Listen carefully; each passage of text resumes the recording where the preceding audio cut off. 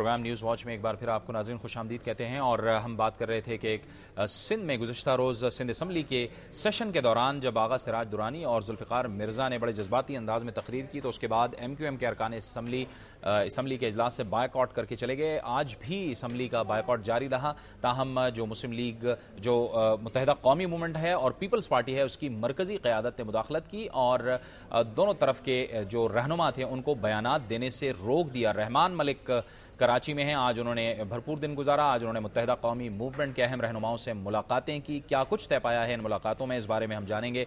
हमें ज्वाइन किया है टेलीफोन लाइन पर मुत्तहिदा कौमी मूवमेंट के रुकन कौमी असम्बली और सीनियर रहनुमा हैदर अब्बास रिजवी ने। बहुत बहुत शुक्रिया हैदर अब्बास रिजवी साहब। ये फरमाइएगा कि आज रहमान मलिक भी कराची में हैं और उन्होंने डॉक्टर इशरत उल इबाद से भी मुलाकात की है, मुत्तहिदा कौमी मूवमेंट के वफूद से भी मुलाकात की है। क्या बातें हुई हैं और क्या कुछ तय पाया है दोनों जमातों के दरमियान? शुक्रिया जावेद। जाहिर है कि ये एक ऐसी अजीब व गरीब कल सूरत हाल रूनुमा हुई थी जिसकी तवक्को मेरे ख्याल से तरफैन में से किसी को भी नहीं थी। और वो जो कुछ शदीद बयानात देखने को मिले, जाहिर है कि वो कम्प्लीटली अनकॉल्ड फॉर थे। और अल्लाह का शुक्र है कि better stands prevailed. Asif Ali Zardari साहब और कायद तहरीक जनाब अल्ताफ हुसैन, इन दोनों की ख्वाहिश ये है कि पाकिस्तान के मौजूदा पॉलिटिकल सिस्टम को स्ट्रेंथन और स्टेबलाइज किया जाए और मजीद आगे की तरफ बढ़ा जाए। ये बीच में जानिब से जो हॉक्स कहीं कहीं कूद पड़ते हैं, जाहिर है इसको मैनेज कर लिया जाता है। और आसिफ अली जरदारी साहब और कायद तहरीक जनाब अल्ताफ हुसैन, फिर वज़ीर आज़म यूसुफ रज़ा गिलानी साहब, इनकी मशावरत के बाद वो सूरत हाल पैदा हो चली कि जिसके लिए सभी तवक्को कर रहे थे कि इंशाल्लाह सूरत हाल बेहतर होगी। और कुछ गुफ्तगू हुई है दोस्तों के दरमियान, गवर्नर सिंध, वज़ीर आला सिंध, फिर रहमान मलिक साहब खुसूसी तौर पर तशरीफ लाए। तो जाहिर है कि जो भी बातचीत हुई है, MQM के वक्त से मुलाकात हुई है, वो चीज़ों को मजीद बेहतर बनाने के लिए ही हुई है। और इस तरह की जो मिसअंडरस्टैंडिंग्स और जो कम्युनिकेशन गैप है उसको दूर करने के हवाले से भी बातें हुई हैं। तो अल्लाह का शुक्र है कि हम तो यही चाहते हैं कि चीजें बेहतरी की तरफ जाएं और माहौल पुरसुकून रहे। तो अब देखें, अल्लाह मालिक है और हम पर उम्मीद है। हैदर भाई, क्या इस सिलसिले में भी कोई बात हुई है कि कोई ऐसी हिकमत अमली बनाई जाए दोनों जमातों के दरमियान कि दोबारा ऐसी सूरत हाल पैदा ना हो, यानी अचानक से रहनुमा एक दूसरे के खिलाफ बयानबाजी ना करें? क्या इस पर भी कोई बात हुई है? हाँ, यकीन ये चीज ज़ेरे बहस आई है क्योंकि आप अपने हलीफों से इस किस्म की तवक्को नहीं रखते कि इतने जारहाना बयानात जो हैं उनकी तरफ से, और वो भी फ्लोर ऑफ द हाउस पर, क्योंकि बहरहाल जलसों का एक अलग रंग होता है, मीडिया का एक अपना अंदाज है, मगर फ्लोर ऑफ द हाउस जो उसकी तहरीम और तकरीम है, और आमतौर पर लोग फ्लोर ऑफ द हाउस पे वो ही कहते हैं कि जो उनका माफी ज़मीर होता है। तो ऐसी सूरत हाल में ये चीजें तकलीफदेह हैं। हमने बात भी की है, कायद तहरीक जनाब अल्ताफ हुसैन की भी वज़ीर आज़म साहब से बात हुई थी, उन्होंने इस पर भी अफसोस का इजहार किया था। और जाहिर है कि अगर कहीं कोई कम्युनिकेशन गैप है, कहीं किसी की कोई नाराजगी है, तो मखलूत हुकूमतों में ये सब चलता रहता है, मगर ये सब बंद दरवाजों में होता है, ये फ्लोर ऑफ द हाउस पे नहीं होता। फ्लोर ऑफ द हाउस पे हमें ज्यादा बुर्दबारी, संजीदगी और तामुल मिजाजी का मुजाहरा करने की जरूरत है। और हमने अपनी बातचीत में भी इन्हीं नुकात पर तो जोर दिया है। 125 कारकुनान MQM के भी टारगेट किलिंग में शहीद हुए हैं, मगर हमारा एहसास जिम्मेदारी बहरहाल अपनी जगह है और हम किसी को मतून करार नहीं देते। हैदर साहब, सबसे अहम बात जो है वो कराची में अमन व अमान का क़याम है, क्योंकि कराची पाकिस्तान का माशी हब है, उसका पूरा असर पूरे मुल्क पे पड़ता है। कराची के अवाम ये चाहते हैं कि वहाँ पर हर सूरत में अमन व अमान कायम हो। सियासी जमातों के मसाइल तो हल हो गए हैं, अब अमन व अमान के लिए क्या कुछ किया जा रहा है? देखिए जावेद, कराची सिंध है और सिंध पाकिस्तान है। इन तीनों का एक दूसरे से गहरा रब्त है, और अगर कहीं कराची में कोई अमन व अमान की सूरत हाल क्रिएट होती है तो उसका बिला वास्ता असर जो है वो सिंध की और फिर पाकिस्तान की मजमूई सूरत हाल पे पड़ता है।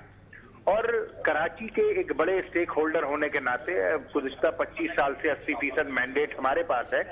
तो ऐसी सूरत हाल में जब भी कोई ऐसी नगुफ्ता बेस सूरत हाल होती है तो रिसीविंग एंड पर हम ही होते हैं, और हमारी ही इंतहाई ख्वाहिश रहती है कि अमन व अमान बरकरार रहे। हम जानते हैं कि कराची पाकिस्तान का सेंटर ऑफ ग्रेविटी है, कराची पाकिस्तान का फाइनेंशियल कैपिटल है। अगर कराची में ऐसी कोई सूरत हाल होती है तो उसका असर पूरे पाकिस्तान पे इंतहाई मनफी पड़ता है। تو ہم تو بہرحال اپنے اتحادیوں سے مل کر ساتھ چل کر یہی کوشش کرتے رہیں گے کہ جتنی جلد حالات کو ممکن ہو بہتر بنایا جائے اور پھر اس پر مسلسل عمل پیرا ہوتے ہوئے یقینی بنایا جائے کہ امن و امان پھر اس حد تک.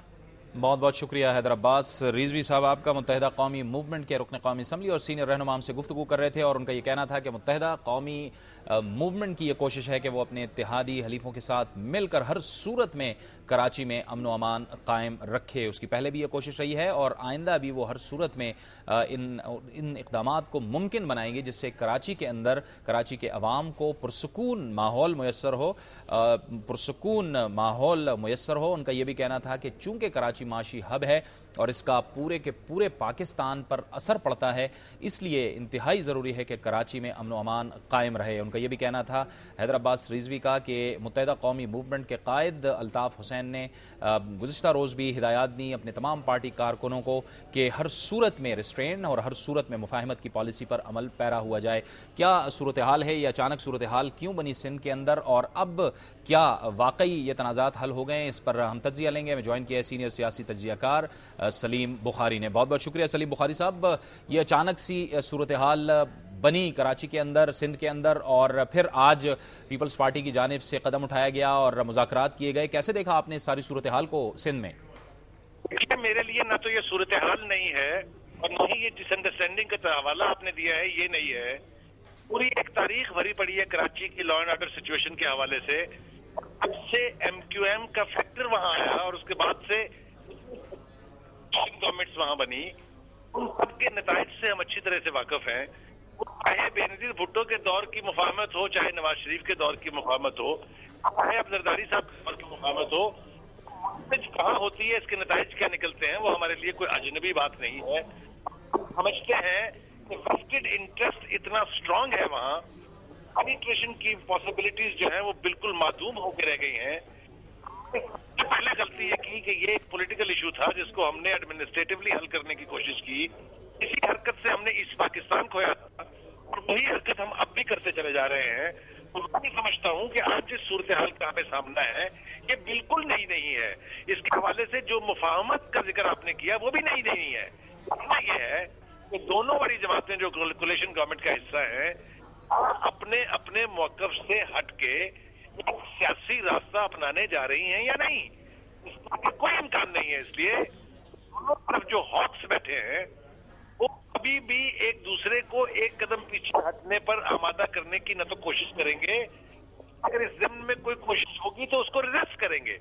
اسی صورت میں ہاکس جو ہے ہمیں ان کے ہاتھ میں ہوں گی, گھوڑی کو کوئی دوسرا آدمی اپنی مرضی سے نہیں موڑ سکتا, راستے پر چلتی رہے گی. اس کا تعین کئی دہائیوں پہلے ہو چکا ہے. اچھا, یہ بات بھی بخاری صاحب آپ کے لیے حیران کن تھی کہ آغا سراج درانی اور ذوالفقار مرزا یعنی ایک وزیر بلدیات اور ایک وزیر داخلہ یہ کافی قریبی سمجھے جاتے ہیں, صدر کے قریبی سمجھے جاتے ہیں, ان کی طرف سے یہ بیان آنا یہ بھی آپ کی نظر میں کافی اہمیت رکھتا ہے؟ بالکل اس کی بہت اہمیت ہے. میں سمجھتا ہوں کہ اگر تیز تند جملوں سے اگر ایک دوسرے پر الزامات کی بارش سے مقصد حاصل کرنے کی کوشش کی جائے گی تو نتیجہ صفر نکلے گا.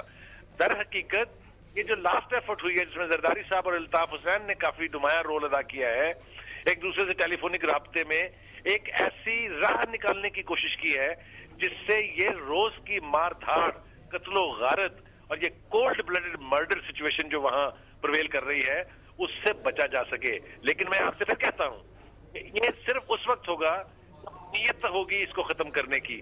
نیتوں میں فطور رہے گا تو کراچی میں کبھی امن نہیں ہوگا.